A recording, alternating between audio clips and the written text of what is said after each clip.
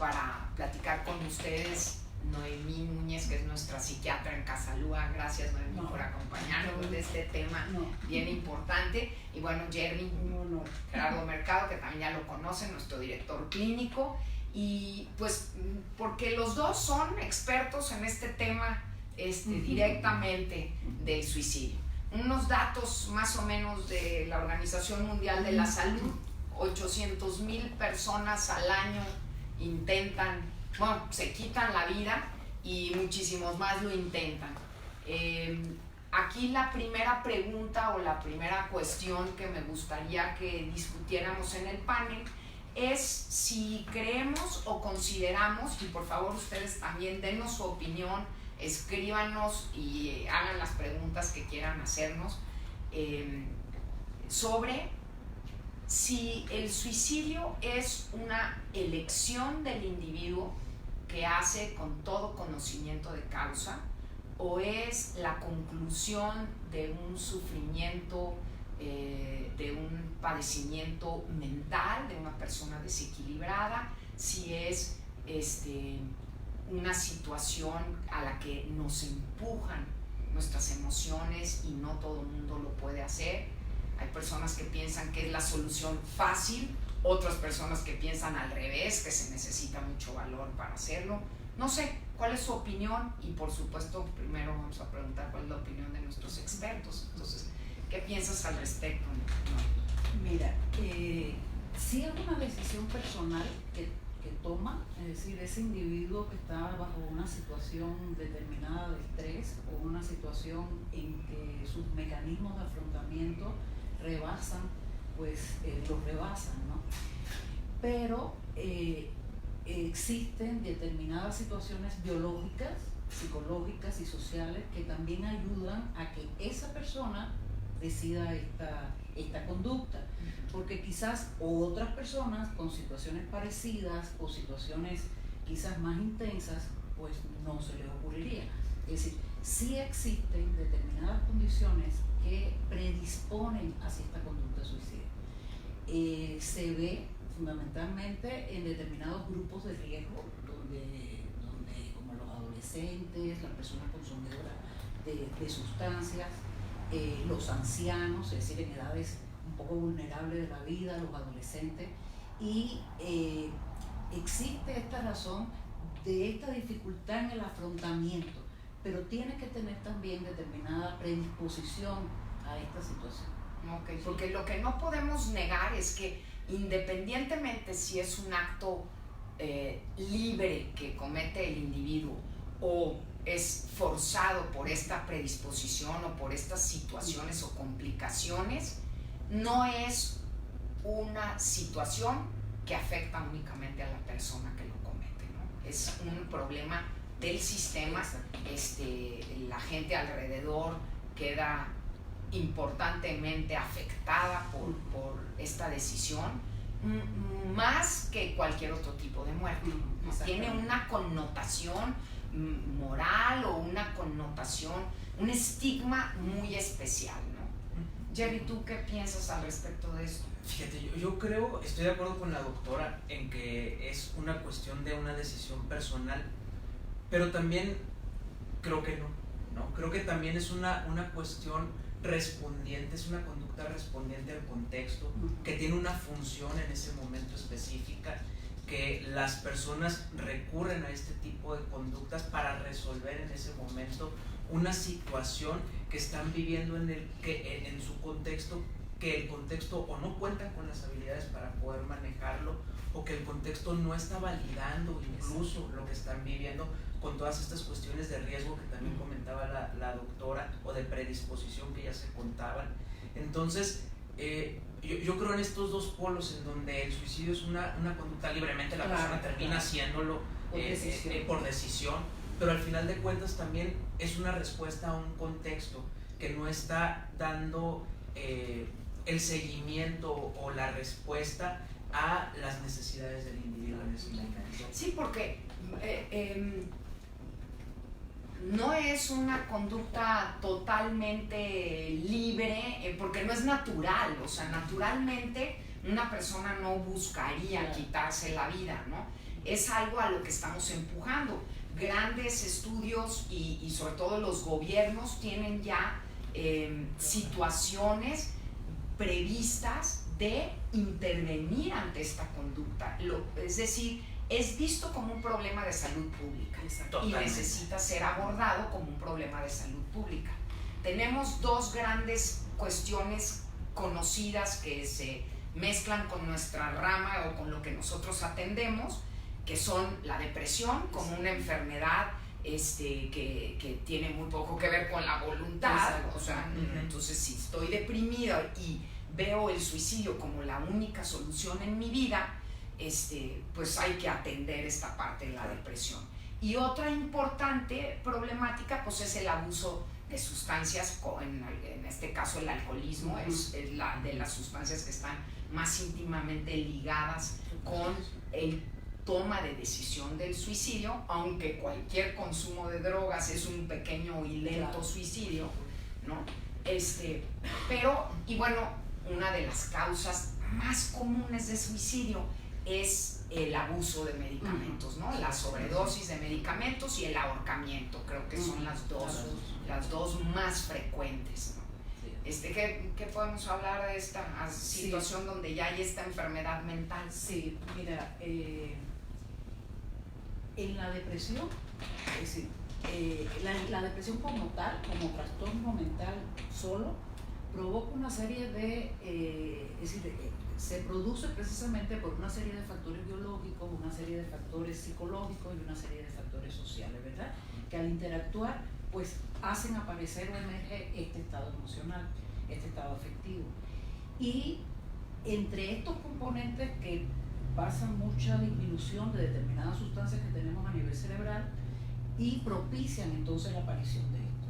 Pero si además esta depresión está asociada a un consumo, es decir, a un trastorno por consumo de sustancias, o aparece primero el trastorno de consumo de sustancias y después favorece la aparición de la depresión, por muchas razones, porque se sigue afectando más biológicamente estas sustancias y porque en algún momento esa persona que consume llega a tener un poco de conciencia de hasta dónde su vida está llevándose a un vacío, a una situación muy negativa. Entonces, son dos factores que sí favorecen desde los tres aristas, ¿verdad?, para que una persona que tenga esa condición pues pueda llegar al suicidio. Y como decía Manon, está muy vinculado al alcohol, porque el alcohol precisamente es una sustancia depresora.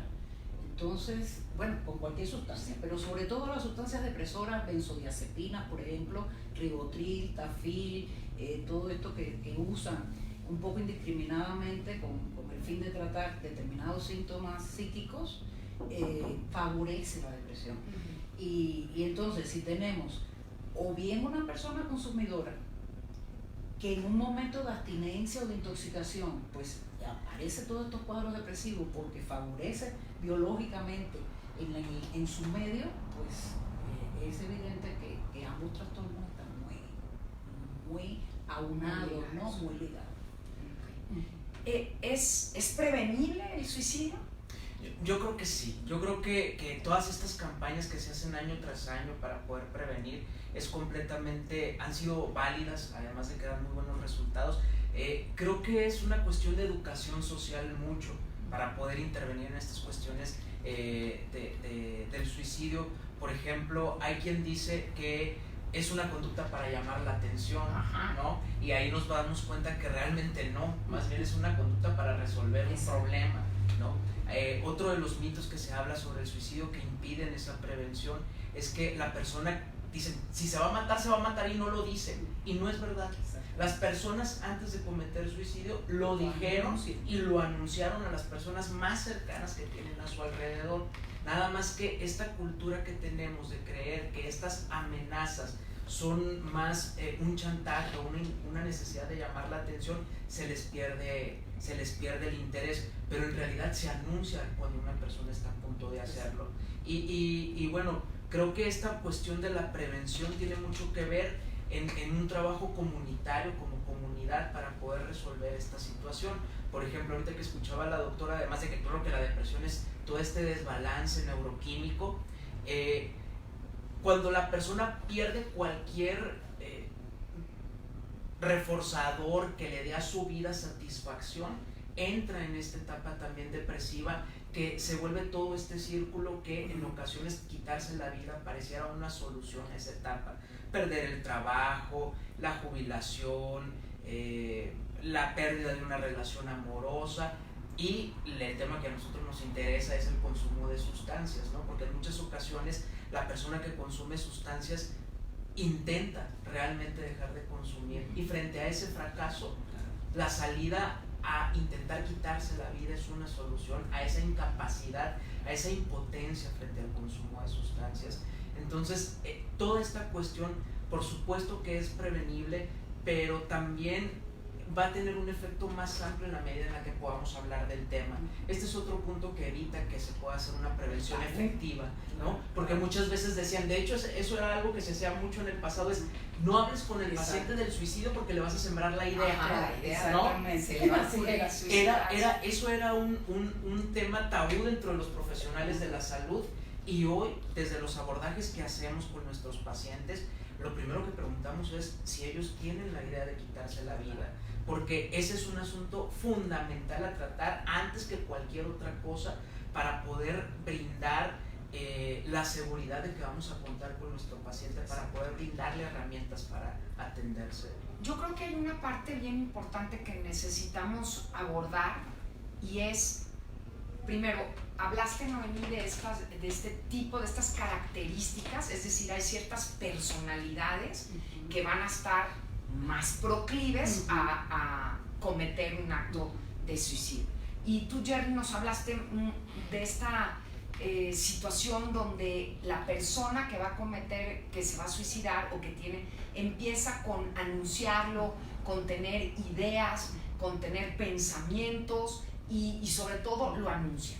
Pero ¿qué hace la familia frente a esto? Porque muchas veces, pues sí son actos de manipulación, o sea, en el fondo, sean de manipulación o no, la persona está gritando desesperadamente, algo no soporto, algo no estoy tolerando, o voltéame a ver, ¿sí? O sea, de que lo está diciendo, lo está diciendo.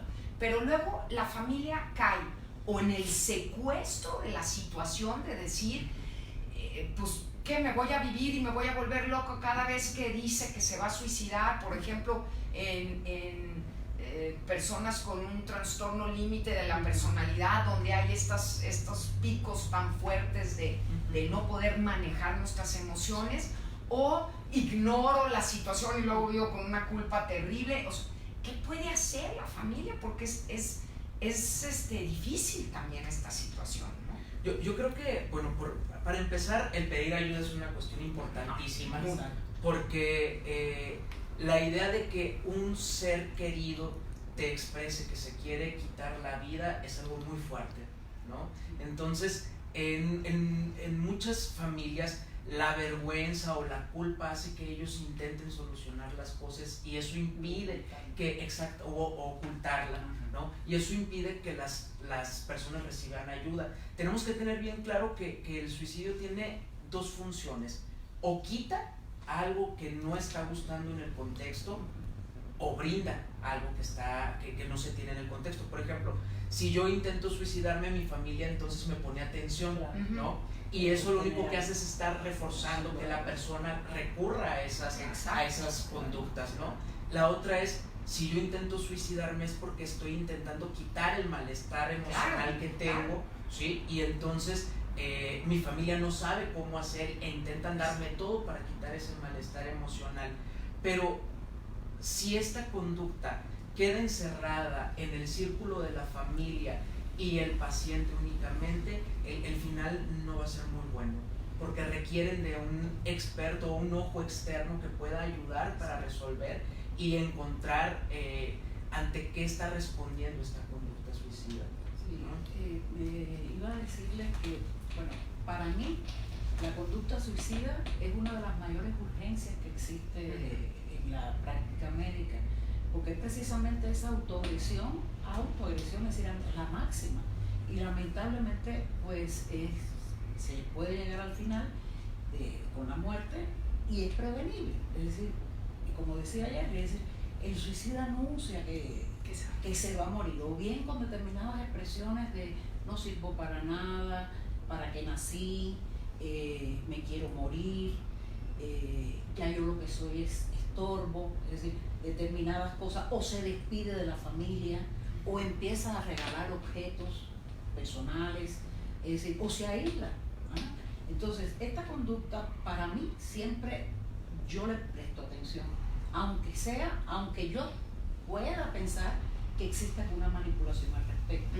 Porque es que inclusive hasta haciendo una manipulación la persona no está bien. Claro. Es decir, eso no es un mecanismo para usted obtener lo que usted quiere o para solucionar. Es decir, hay que tener presente que el suicidio es un momento circunstancial que vivimos. Es decir, claro, cuando empezamos con esas ideas, como decía ahorita Jerry, en que por determinada situación no nos alcanzan nuestros mecanismos para resolver o no tenemos la red de apoyo adecuada para resolverla, pues por supuesto muchas personas piensan que esta es la solución en un momento circunstancial, ¿sí? Sí. Pero sí existen maneras de poder ayudar a esta persona mientras se busque ayuda. Es decir, que no se debe quedar solo en ese marco por los tabúes que existen. Claro. Es decir, sí existen muchos tabúes. Hay una parte que creo que sí es súper, que es importante ver, la carencia, lo que perdemos, las personas que tienen un deseo o ideación o incluso intento suicida, de alguna u otra manera perdieron el sentido de su vida. Exacto. Entonces, el dolor físico, emocional, o pues sí, físico o emocional es insoportable, ya no hayan cómo hacerlo. A veces hasta pudiéramos decir que es justificable, ¿no? Cuando hablamos de personas con largas enfermedades mentales, con un desajuste, un desequilibrio, que han tratado todo tipo de tratamiento, que nomás no pueden ser funcionales, que realmente sienten esto que estás diciendo, ¿no? Y que empiezan a creerse. Pero la condición que yo veo siempre en todas estas en todos estos casos es esta pérdida de sentido o pérdida de un significado mayor a lo que estoy pasando, o sea, la incapacidad de relativizar lo que sea que me está pasando y para darle un significado más profundo. Yo le llamo espiritualidad, ¿no? Le llamo a esta cuestión de valores, de poder encontrar un para qué de todo lo que me está pasando. En un mundo como el que estamos viviendo, altamente enfocado a la satisfacción inmediata, la autogratificación, el tener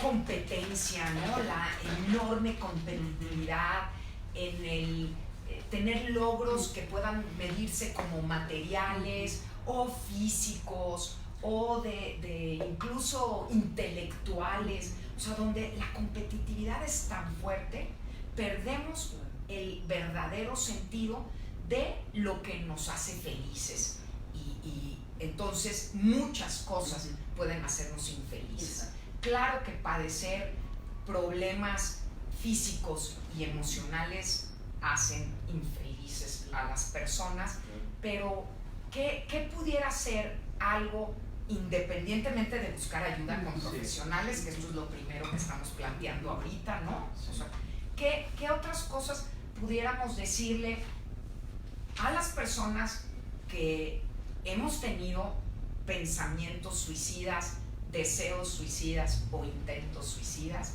y a sus familiares? ¿Qué pudiéramos comunicarles? O sea, ¿qué podemos dar ahorita para tratar de encontrar una solución como de buscar ayuda para esta persona? Y para uno mismo, como familiar también, porque exacto, es una locura. Una de las cosas, bueno, ya Jeffrey lo decía, buscar alguna persona, amiga, familiar, para hablar de este asunto, ¿no?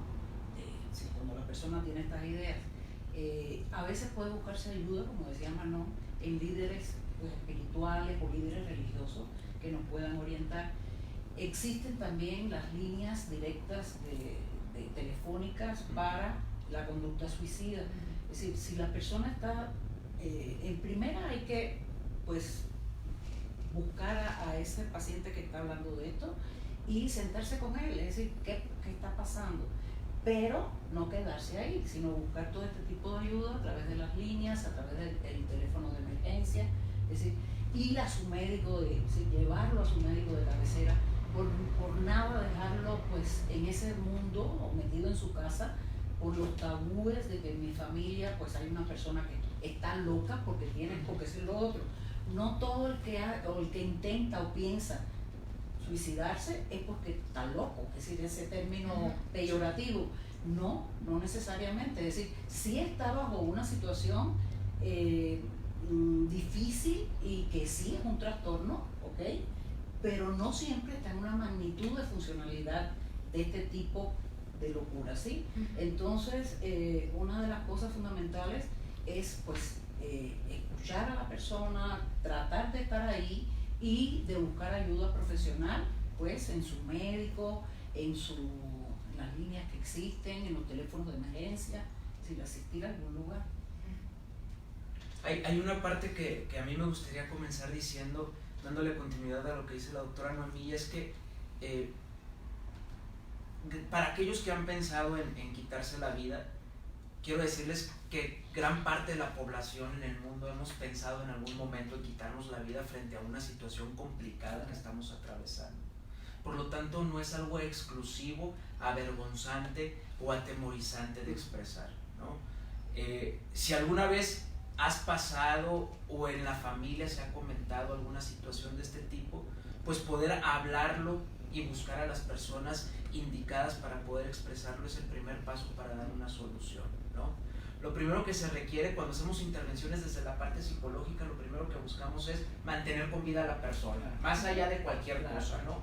Y recurrimos a muchísimas cosas para eso. Afortunadamente hoy existe una línea de terapias que se tratan más de corregir asuntos del pasado, se trata de generar y construir una vida que valga la pena ser vivida, ¿no? Entonces, creo que acercarse a buscar ayuda para construir algo diferente frente a situaciones complicadas en la vida es el primer paso para algo distinto. Queda claro que esas son habilidades que uno no tiene, porque si las tuvieran podría responder adecuadamente a las situaciones, pero tener una red de apoyo que decías ahorita, Noemí, creo que es indispensable para poder crearla o generarla. Si esa red no está siendo lo suficientemente fuerte, es momento de buscar esa ayuda, ¿no? Pero tú también decías ahorita, hermano, es una cuestión de buscar valores, un sentido nuevo que le brinde a la vida, ¿no? Una cuestión que muchos se encuentran en la parte espiritual, que muchos se encuentran en la práctica de los valores o el compromiso en crear una vida que llegue a sus objetivos o que los acerque a sus objetivos. Y lo más importante es también recalcar que cuando uno atraviesa por situaciones complicadas y quitarse la vida es una opción que pasa por la mente, pues bueno, también es importante recalcar que esas crisis son momentáneas, ¿no? Que son crisis que tienen resolución, aunque en ese momento el dolor emocional sea muy fuerte y no parezca. Exactamente, ¿no? Por eso es tan importante tener un punto de vista diferente que pueda brindarnos esa solución a algo tan difícil que estamos afrontando. A mí me gustaría agregar también una cuestión. Si estamos diciendo que el suicidio es una conducta prevenible, como todas las enfermedades prevenibles o todas las complicaciones de salud prevenibles, no empieza la prevención en el momento en el que ya está habiendo una crisis. La prevención empieza desde siempre. Cuando las personas me hablan de prevención de adicciones o me preguntan sobre prevención de adicciones, oigan, los chavos de secundaria, no, los chavos de secundaria ya no les vas a dar prevención de adicciones, ya saben más de todas las drogas que tú. A los chavos de secundaria ya vas a intervenir en conductas de riesgo, que eso es lo que hemos estado hablando. Cuando hablamos de prevención del suicidio, es una situación que se va a hacer desde que nace el niño, desde que en la casa asumimos los valores que se van a inculcar, desde que en dónde ponemos el significado de la vida en esta familia, cuáles son las cosas importantes que nos unen, cómo es la comunicación en este sistema, ¿verdad? Esas son las cosas que tenemos que trabajar. Intervenir a tiempo en problemas mentales, en enfermedades mentales, porque cada vez más temprano estamos identificando las características en los niños que nos pueden hablar de que hay un desajuste o que va a haber un futuro desajuste en la personalidad o en el estado de ánimo de los niños. Intervenir a tiempo en eso. Para hacer eso necesito estar presente. Si no estoy presente en mi vida y presente en mi familia, pues no voy a darme cuenta de estas situaciones. Entonces, y también poner atención a toda una serie de conductas que no son meramente suicidas, pero son conductas, ¿cómo se llaman, Jerry? Se llaman CASES, conductas autolesivas sin intención suicida. Ok. Esas son un caminito muy claro de una alerta. Si hay presencia de ese tipo de conductas, hay alta probabilidad de que posteriormente exista un intento suicida. Y esas se pueden empezar desde pequeños. Exacto. ¿No? Platícanos cuáles son esas conductas, Jerry. Sí, claro. Las conductas autolesivas sin intención suicidas, como su nombre lo dice, son toda una serie de conductas en donde la persona se inflige daño, pero no con la intención de morirse, ¿no? Cortes, por ejemplo, quemaduras, por ejemplo, que tienen la intención de aminorar, desviar la atención del dolor emocional, pero que no tienen la intención de que la persona se muera o que lo den suicidio como tal. Este tipo de conductas se presentan cada vez en etapas mucho más pequeñas, los hemos visto en pacientes muy pequeños, ¿verdad, doctora? Y eso abre hay una parte muy importante que nosotros llamamos historia de aprendizaje. Si una persona aprende que a través de la autolesión puede disminuir su dolor emocional, entonces va a responder intentando quitarse la vida cuando tenga un dolor emocional superior al que ha experimentado siempre. Entonces, que alguien se lesione a sí mismo es un foco rojo muy importante, porque nos está hablando de que la persona es un potencial suicida. Y que esto aparece desde chiquitos. Eso iba a decir, Manuel, que los niños expresan esta quizás depresión o esta conducta de una manera diferente a veces al adulto. Es decir, en niños chiquitos, cuando ha existido alguna situación, divorcio de los padres, pérdida del abuelito, es decir, alguna situación que pueda preocuparle en cuanto a su seguridad, ¿verdad? Porque está chico, tu abuelito que lo acompañaba siempre a la escuela. Sí, claro. Ajá. Los niños tienen un comportamiento, empiezan a tener comportamientos diferentes, o se ponen más intranquilos de lo que habitualmente es, o se aísla, se pone solito en su cuarto, o empieza a tener síntomas de regresión, es decir, empieza a hacerse pipí en la cama si ya lo había controlado. El niño en la escuela puede empezar a funcionar mal, que la maestra te diga, hoy está muy disciplinado o ya no está rindiendo bien. Es un niño que puede estar afectado del sueño, ¿sí? Que puede presentar insomnio o dormir demasiado, más de lo habitual, o trastornos en comer, ¿sí? O dejar de comer. ¿Sí? Hay determinados comportamientos, como decía Jerry, que no son con fin suicida, pero que anuncian que ya no está bien, que algo está pasando. Exacto.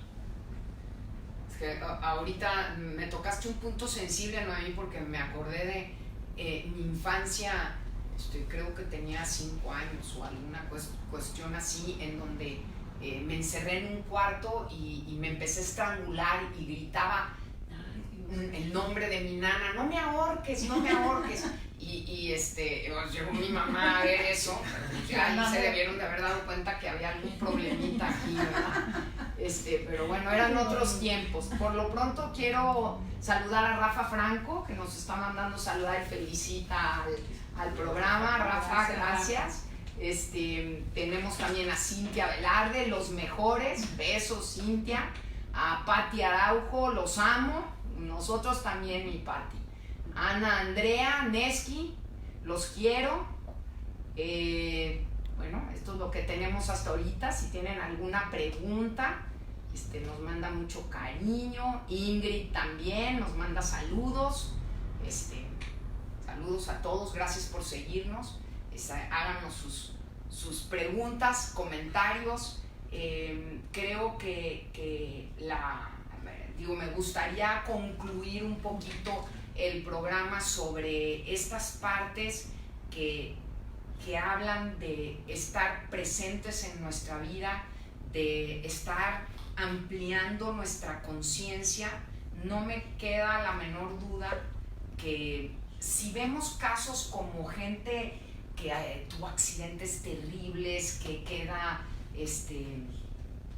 no sé, cuadrapléjico, alguna situación así, o bien que nacieron con discapacidades importantes y salen adelante y dices, wow, hay una fuerza.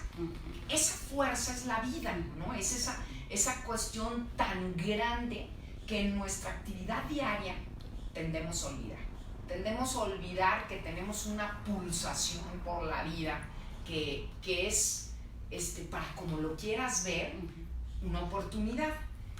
Y muchas veces creo que perdemos la conciencia y gran parte de nuestro trabajo como prestadores de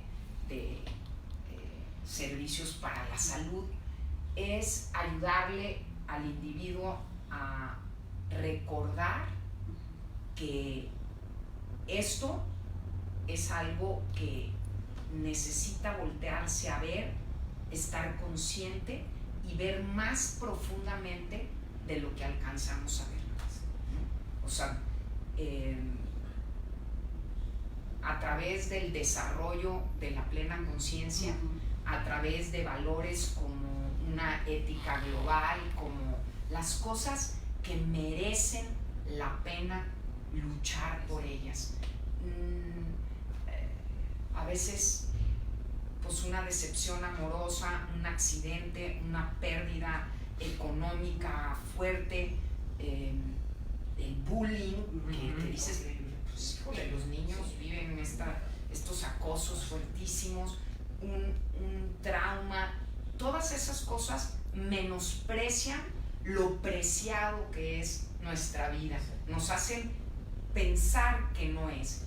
¿Cómo podemos blindar al individuo para que, a pesar de las circunstancias que pueden ser transitorias, como lo mencionabas, Jerry, o que pueden ser de largo plazo y que ya van a ser así para el resto de tu vida, como una discapacidad, una cosa de estas, cómo hacer e invitar a las personas a ver esto más profundamente, el sentido de nuestra vida de una manera más plena, más profunda, más significativa? Yo pienso, Manon, que en la educación familiar es donde se debe empezar a insertar desde chico todos estos valores éticos, morales, espirituales, que hagan de la persona valorar la vida en ese sentido, es decir, con un sentimiento pues hacia cosas más espirituales, de más valor, y no tan centradas a veces en cosas materiales que se ve tan frecuente, ¿no? Eso da un enorme sentido a la vida, es decir, de poder tener un sostén, un apoyo en ese sentido espiritual. Y la plena conciencia también en estar centrado en el momento, es decir, de qué es lo importante para mí. Teniendo ese basamento familiar y uno creciendo, es decir, el niño creciendo en un medio donde esos valores espirituales, morales, éticos, sociales, es decir, toda esa valoración va haciendo de la persona pues que tenga aspiraciones diferentes y no tan materialistas, ¿sí? Y le encuentre ese sentido a vivir, porque su motivo es algo superior. Sí. Sí, no es. Digo, ahorita tenemos Silvano que también nos manda a saludar y tenemos a Gloria Peña que nos dice si algunos tips para tener este sentido a la vida, ¿no? Dice, ok, si ya de niño, a ver, es que esto me está, perdón, pero bueno, tenemos estas precauciones. ¿Qué 10 tips se le pueden dar a un niño, a un joven de 19 años? Jerry. Bueno, no sé si pueda dar 10, pero creo que hay una parte muy importante. 19 años, la plena adolescencia, ¿no? Que ya hoy hablamos, y bueno, ya el nombre lo dice solito, adolecer, es que va a ser una etapa sumamente dolorosa. Ahorita que te escuchaba, doctora, creo que hay una parte muy importante en esta búsqueda del sentido de la vida, y es que respondemos al contexto. Este contexto es un contexto sumamente exigente a nivel material, sumamente exigente en cuanto a nuestra capacidad laboral, profesional, que se pierde. Uno, cultivar la tolerancia al malestar o a la frustración, ¿no? Es decir, somos la sociedad del consumo rápido, de la satisfacción inmediata. Si no lo tengo, me lo pueden dar a crédito a 100,000 años, pero me lo pueden dar, ¿no? Exacto, lo quiero ya. Y comenzar desde cultivar en la adolescencia o en la niñez esta tolerancia al malestar es algo sumamente importante. Mucha gente recurre a terapia porque quiere quitarse lo mal que se siente, y en muchas ocasiones no es esa la respuesta. En muchas ocasiones la respuesta es enseñarte a tolerar que hay algo de malestar en la vida, porque la vida así es, ¿no? Claro. Es estas cuestiones que suben y bajan.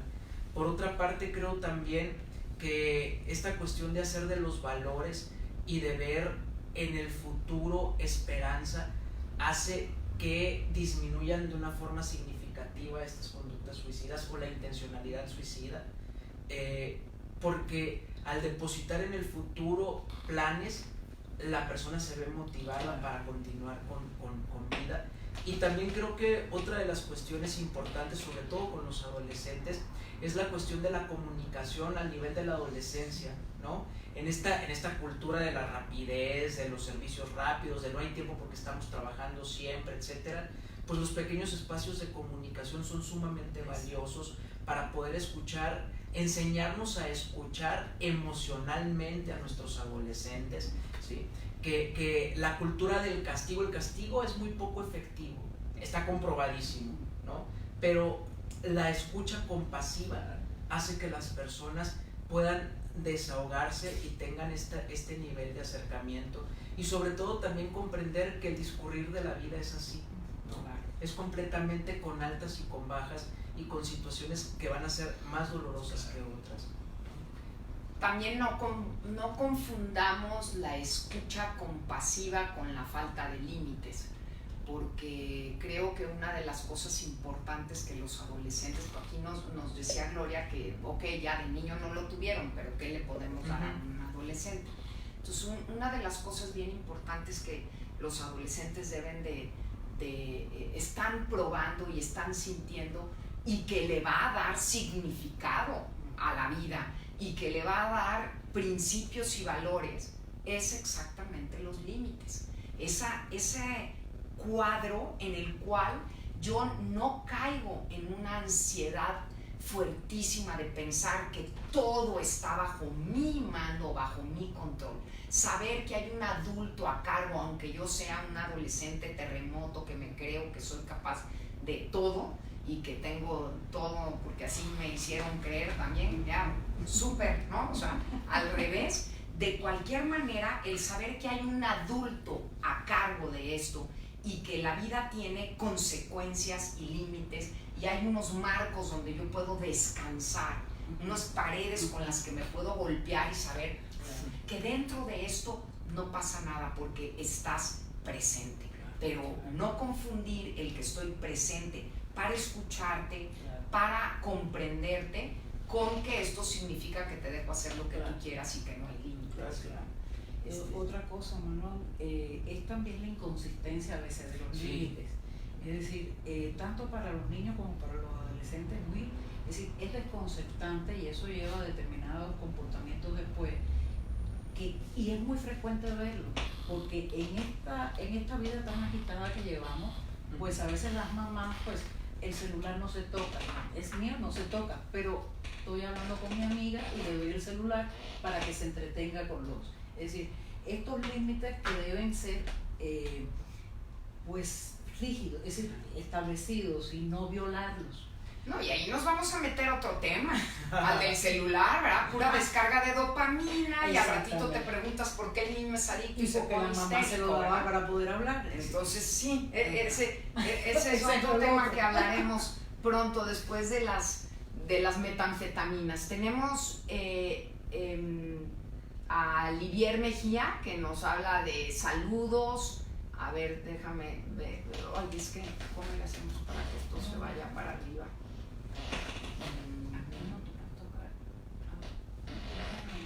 Bueno,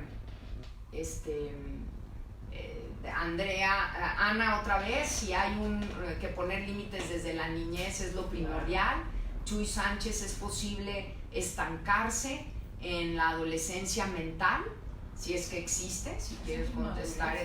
Sí, que es lo que hablamos como esta cuestión de inmadurez, donde sigue habiendo como conductas para resolver problemas sumamente infantiles en una etapa ya adulta.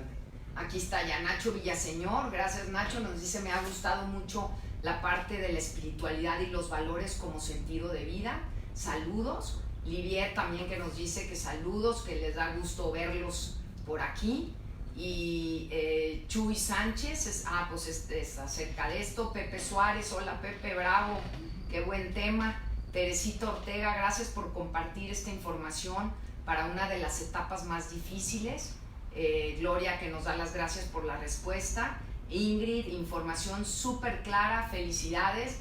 Híjole, pues muchísimas gracias. Gracias a todos por acompañarnos y bueno, ojalá que podamos despedirnos con una inhalación y una exhalación consciente, porque si respiramos con conciencia vamos a saber que hay algo más que nada más lo que alrededor nos está haciendo. Muchísimas gracias, Noemí, por acompañarnos, hacer una última noticia y todo. Jerry, muchas gracias. Un gusto, y a ustedes que nos acompañaron, muchísimas gracias. Nos vemos dentro de 8 días, si no hay cambio con metanfetaminas. Gracias, bye.